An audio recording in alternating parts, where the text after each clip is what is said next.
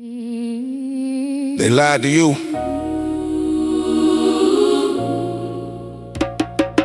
There are 13 bloodlines that have controlled America since its very first day.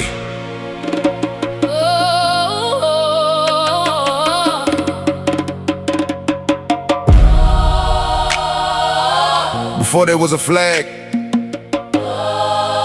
before there was a constitution, before there were elections, there were families, 13 bloodlines who drafted the blueprint, financed the wars, and wrote the rules they never intended to follow themselves. What you call freedom, they called management. They built the banks, they wrote the law, they put the gavel in the hand of every judge you saw. Every president elected, every policy agreed, was rubber stamped by 13 names behind the scenes. They lied to you. The Rothschild line financed both sides of every war since 1790. They lied to you. The Rockefeller blood seized American oil in 1870.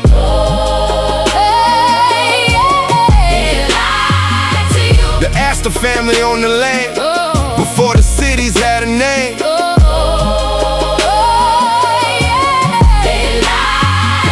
The DuPont bloodline armed the soldiers, kept the profit, felt no shame. Yeah, listen to the record, trace the deeds back to the soil. John Jacob Astor arrived in 1784 and turned fur into royal. He monopolized the trade routes, bought Manhattan land for nothing. The Astor bloodline owned the blocks before the poor were even suffering. The DuPont family crossed the Atlantic in 1802. They built the gunpowder mills in Delaware, supplied the armies through and through. Both the Union and the Confederacy loaded weapons that DuPont made. 13 bloodlines profit from the dying, that is how the game is played. The Bundy family ran the corridors of power in the 1960s Cold War days. McGeorge Bundy drafted Vietnam policy, sent 100,000 men into the haze. The Russell bloodline built the opium trade through the East India Company's hand. Samuel Russell moved the narcotics, then invested in the new American land. The Freeman family sat in Masonic halls before the Republic was declared. The Collins bloodline traces straight to colonial governors. The records are still there. 1776 was not the birth of freedom for the many. It was the legal transfer of control from British crowns. The bloodlines holding plenty. They built the banks, they wrote the law, they put the gavel in the hand of every judge you saw. Every president elected, every policy agreed, was rubber stamped by 13 names behind the scenes. They lied to you. The Merovingian bloodline ruled Europe before Rome fell to dust. They lied to you. The Van Duyns name appears in every Dutch colonial trust. The Reynolds family built a tobacco empire state by state. They lied to you. The Onassis wealth controlled the shipping lanes and global freight. 1913 was the year the Federal Reserve was signed to life.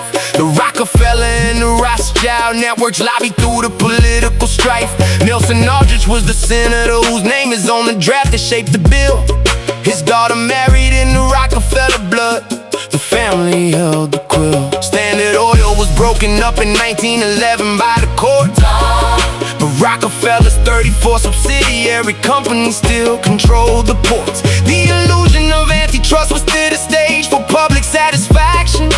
The same blood kept the pipelines, only changed the corporate transaction. The Live family bloodline runs across the banking systems of the Eastern Sphere, connected to the Western dynasties through institutions that have stood for over 100 years. The Merovingians trace their genealogy to the 5th century. Frankish kings whose descendants intermarried into every European noble house and ruling ring. Every American president except one shares the bloodline of King John of England's tree. Harold Brooks, Baker with Burke's peerage confirmed this in 1983. The genetic thread connecting Washington to every modern candidate was not coincidence, it was architecture. It was never left to fate.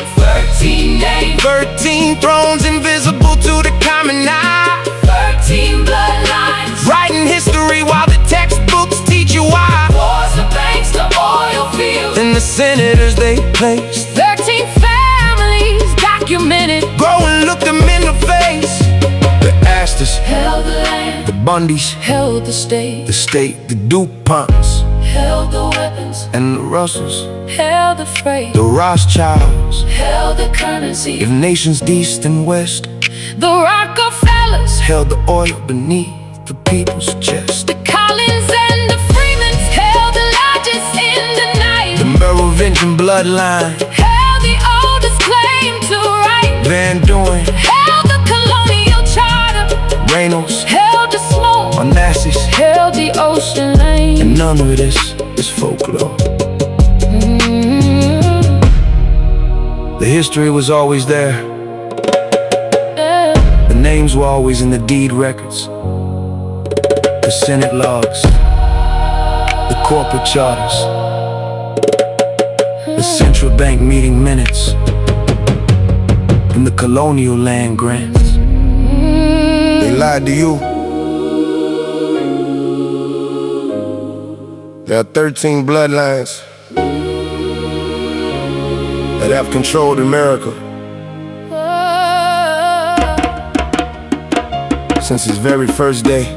Oh, yeah. Oh, yeah.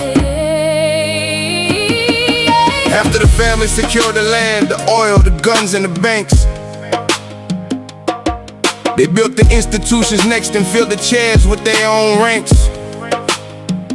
1921, the Council on Foreign Relations opened in New York City's frame.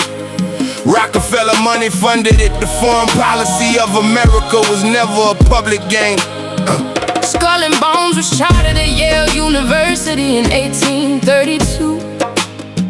The Russell bloodline founded it. The same family lead the opium network ran straight through.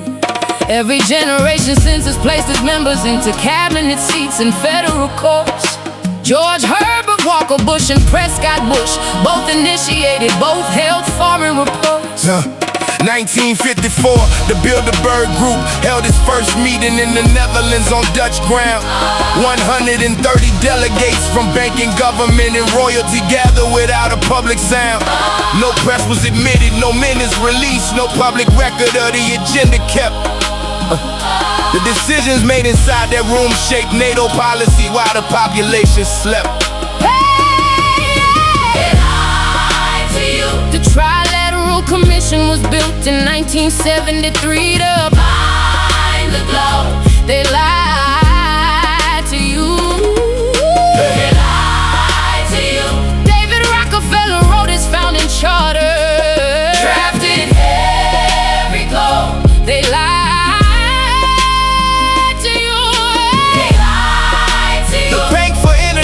Settlements in 1930 answered to no nation's law. They lied to you. It was the central bank of central banks, the highest seat you never saw. The International Monetary Fund was established in 1944 at Bretton Woods. The same bloodline networks that controlled the war also redesigned the economic goods. 44 nations signed, but the architects who wrote the structure held the final pen. And every nation that borrowed money from that fund surrendered policy to them. Z. Big New Brzezinski co-founded the Trilateral Commission beside Rockefeller's name. He later became National Security Advisor. The institutions in the government the same. The revolving door between the think tanks and the White House is not a modern flaw. It was the original design. The bloodlines wrote the government before they wrote the law. They moved from land in the banks, From banks into policy, from policy into institutions that sit above governments. The Bilderberg Group, the Council on Foreign Relations, the Trilateral Commission. None of them elected, all of them documented. The 13 bloodlines did not disappear into history. They simply changed their address.